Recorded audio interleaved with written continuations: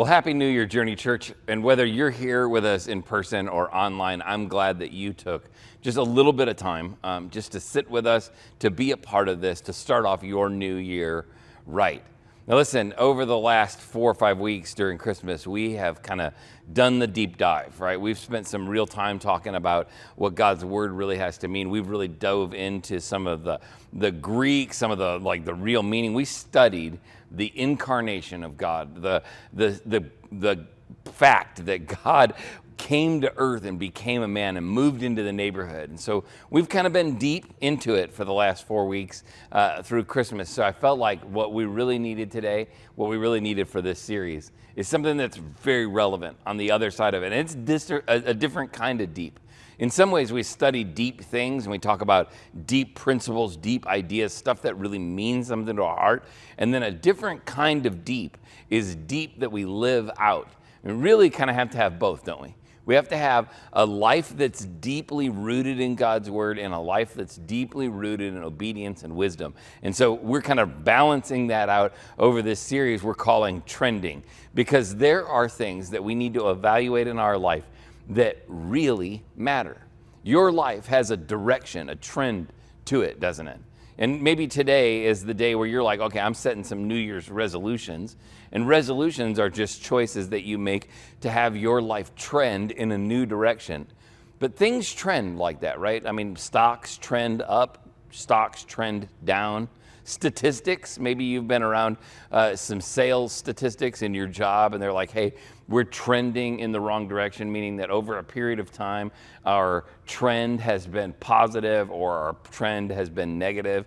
When the trend is negative, we do some stuff to correct things, don't we?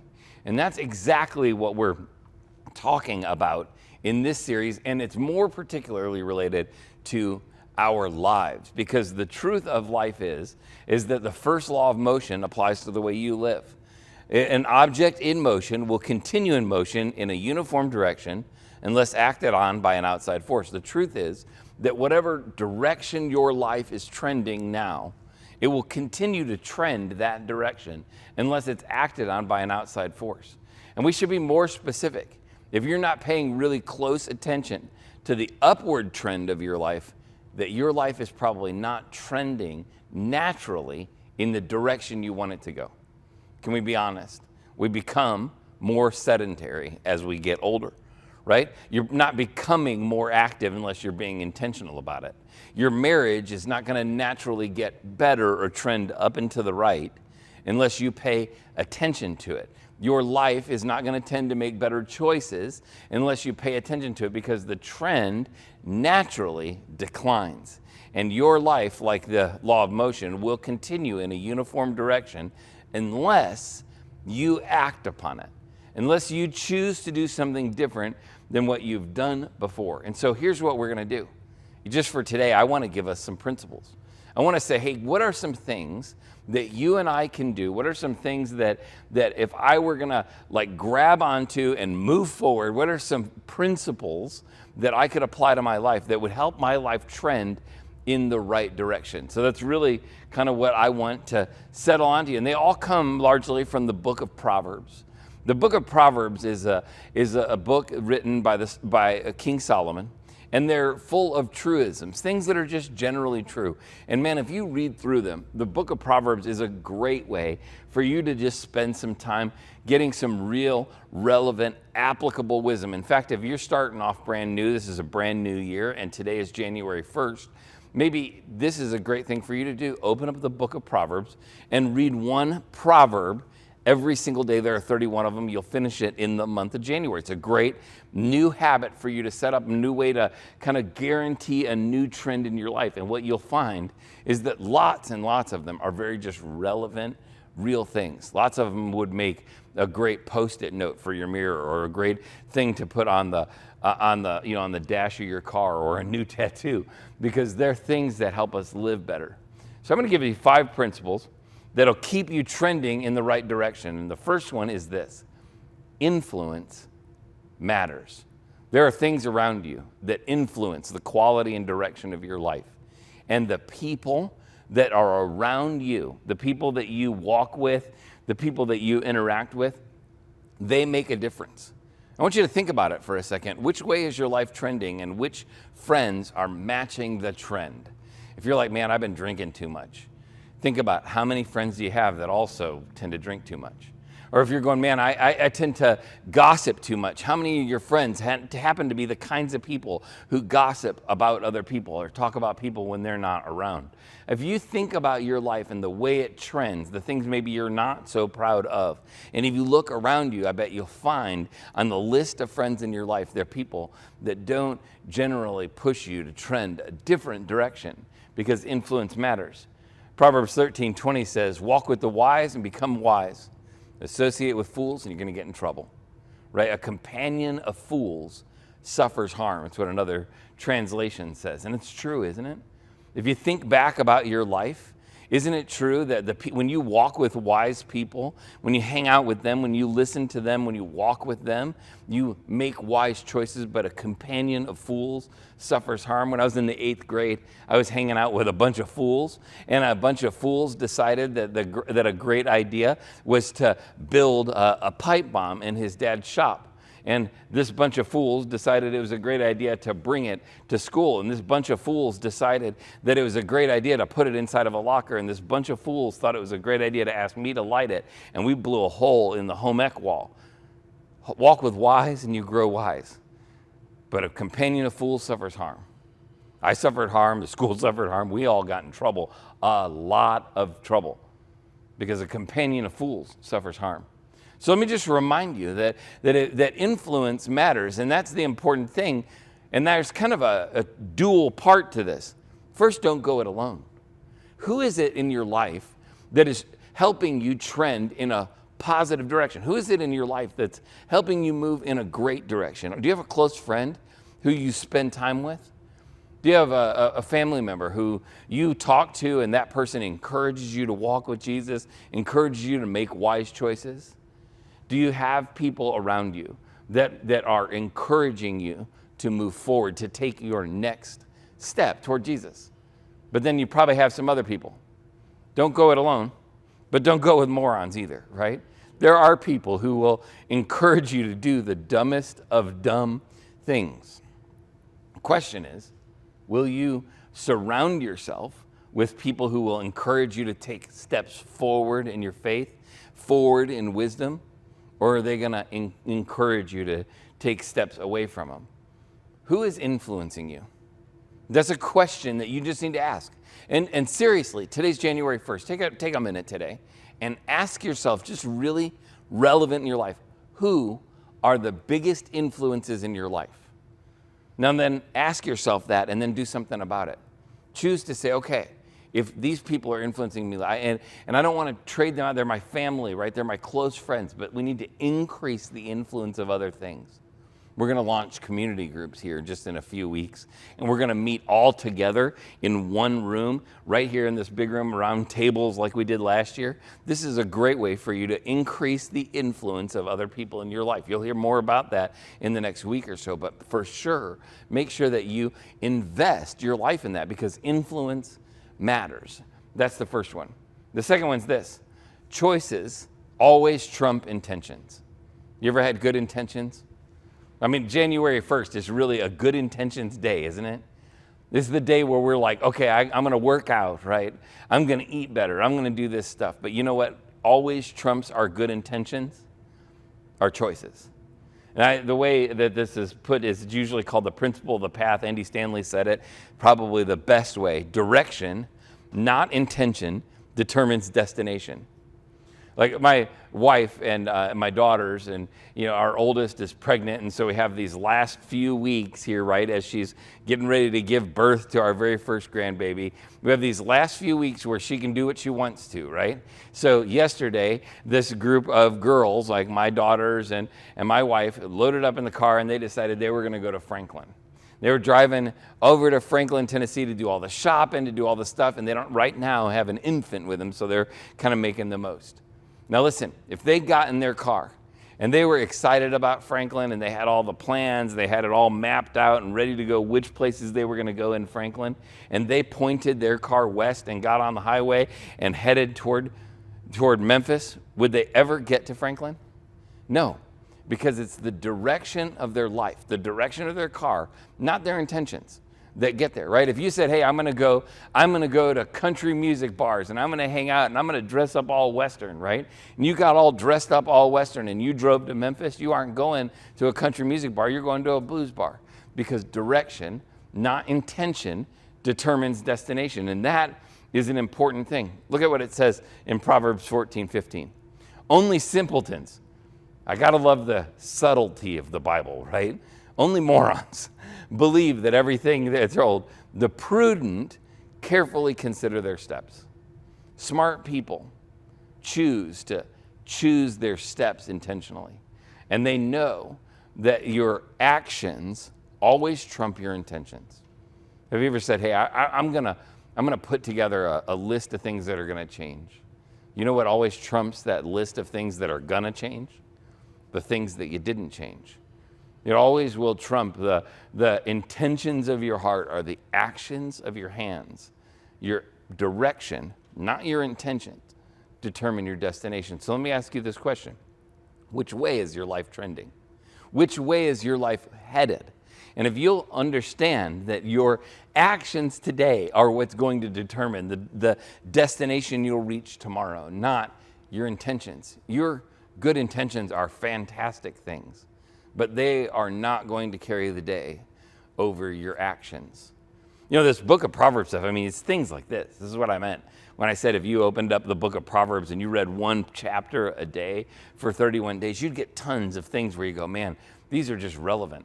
I ran into this one. This is another one where it says this: without oxen, a stable stays clean, but you need a strong ox for a large harvest. That's an interesting one, isn't it? I mean, just think about what it means. And this one's kind of an extra one, but without oxen, a stable stays clean, but you need a strong ox for a large harvest. This one's free. I think it means basically that sometimes you have to put up with crap if you want to get something done. That one's an extra one. That's not really a principle, but I couldn't pass it up while I was on the way. The third one is this: habits trump willpower. Habits trump willpower. Sometimes we can want to force ourselves in a direction, right? Sometimes we're like, I'm going to overcome my addiction. I'm going to overcome my tendency to gossip. I'm going to overcome my tendency to get angry with people, right? And we're like, I'm going to force it. I'm going to will it to be the case. And we set out in kind of an effort to like under willpower, see some traction in our life. But the truth of the matter is that habits, the things that we're used to doing, will trump our willpower, our desire every single time. Dallas Willard said it this way. He said, habits eat willpower for breakfast. And that is true. That is true. The truth is you can want, desire, you can will it to be so that your addiction won't have action over you. But the reality is the people you hang out with, the habits you've set up, the stuff that you get wrapped up in, those things will trump your desires and your willpowers all day. Habits trump willpower. Habits eat willpower for breakfast. The prudent understand where they're going, but fools deceive themselves. Fools deceive themselves into thinking that they can just will something to happen. But the prudent or smart people understand what the principle of the trend. The prudent or wise people can see that my life is headed in a direction I don't want it to go. Unintelligent people or the simple or fools choose to say, you know what, my actions don't really matter. I'm going to will it to be so. You know what? When we see somebody trying to live by willpower alone, you know what you're looking at? A person who will fail miserably at the hand of their habits. Because the truth of the matter is that your habits eat willpower for breakfast. So ask this question: where are your habits taking you? Not where do your desires take you, where's your willpower going to take you, but where are your habits taking you? I mean, if you look at your life and you said, hey, I'm in the habit of a few things. I'm in the habit of sleeping late, right? I'm in the habit of drinking often. I'm in the habit of talking about people when they're not around. I'm in the habit of getting angry easy. I'm in the habit of pushing my time off with God until the end of the day, and then half the time it just gets pushed off to another. Where are your habits taking you? Because your willpower might say, I can stop gossiping anytime I want. Or your willpower might say, I can stop drinking, or I can stop using that anytime I want. Your willpower tells you that you can do it, but I'll promise you this, your habits are telling you the truth.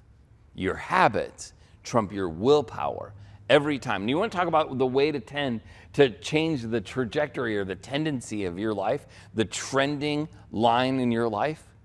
Begin to address your habits. Don't add new things. Add in a way of changing the way you automatically do things.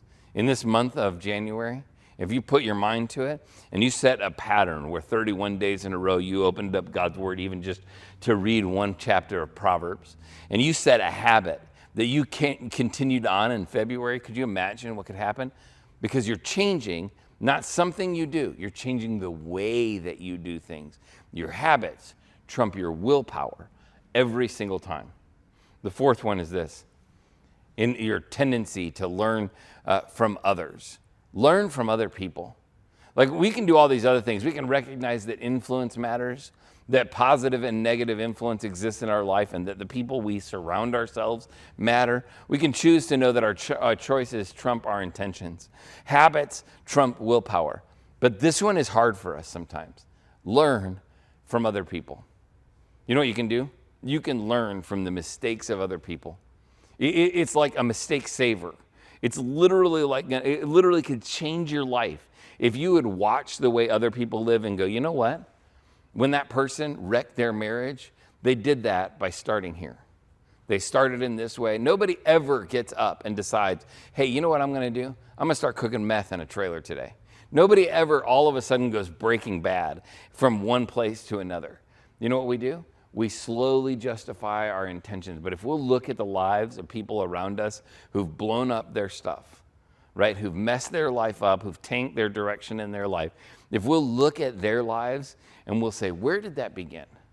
Where did the train first start going off the rails? Then we'll learn from them. And then if we look at people and go, man, I want a faith like that person. I want a faith that matters. And we go, how did that person get a faith that matters? How did that person move forward in that way? And study their next steps forward in their life.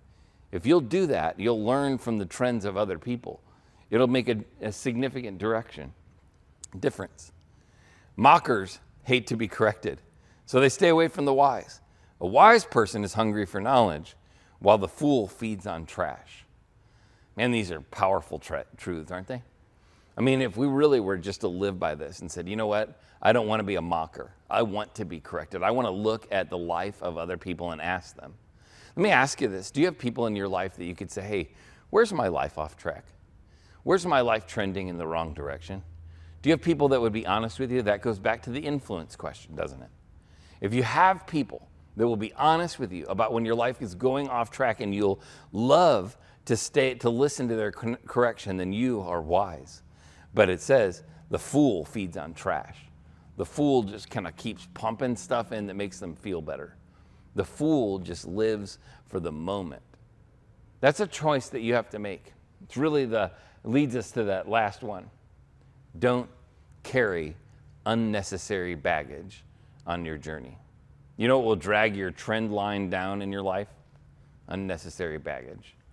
Man, carrying resentment, bitterness, anger, unforgiveness, carrying those things around with you will pull the trend line down every single time. It's going to pull you into a place in your life. I mean, this is the way that Paul puts it. He says, don't sin by letting anger control you. Don't let the sun go down while you're still angry, for anger gives a foothold to the devil. You know what anger is here? It's an example. What Paul's telling us is don't get wrapped up in sin by letting whatever, right, control you. And don't let the sun go down while you're angry. For this anger example, gives the devil a foothold. That's an important thing for us to understand, because here's the deal. John 10:10 reminds us, and we say this a lot around here, that the thief comes to steal, kill, and destroy. But Jesus said, I came so that you might have life, have it abundantly. I came so that the trend line of your life is headed in the right direction. The enemy comes to take that direction down and to the right, further away from the life that you hope. And when we give him a foothold, that extra baggage of resentment, that extra baggage of bitterness, that extra baggage of pain that we're carrying from trauma, that unresolved thing, that extra weight on us, makes it harder for our life to trend in the right direction. And it makes it easier, a foothold, it makes it easier for the enemy to drag us down and away from the way we want to live. You know, when we talk about these things, when we talk about these principles that we can apply to our life, these things that will help us kind of move forward in our faith story. When we talk about these principles, these things that we put into our lives, that these aren't a complete list, are they? I mean, there's a lot of other things that will help your life trend in the right direction. But I think that there are a handful of things that if we could just really begin a brand new year going, you know what, I want to make sure? I want to make sure that I have people around me who influence me in an up and to the right kind of way. I want to make sure that the people around me speak well into my life, because he who walks with the wise grows wise, but the companion of fools will suffer harm. I want to make sure that I understand that it's not my intentions that are going to win, it's my choices that matter. That it's the direction of my life, not my intentions, that determine my destination. I want to make sure that my life is lined up, understanding that my habits trump my willpower all the time. And that it's my habits that are probably affecting the trend line of my life more than I ever want to admit. So where are my habits taking me? I want to learn from the people around me. I want to see people who make mistakes and go, hey, you know what? I don't want to go there. So how do I avoid that? I want to see people who have the faith and the story and the family that I want, and look at them and go, man, how is it that I become? How is it I make choices that make my life more like that? And I don't want to carry unnecessary baggage, because it only drags my trend line down. It only pulls me away from the life that God gave me. Jesus said, I came so that you might have life and have it to the full. You're not going to have it because you put 5 principles in your life. You're going to have it because you put 5 principles in your life while you walk with Jesus. And that is what matters most.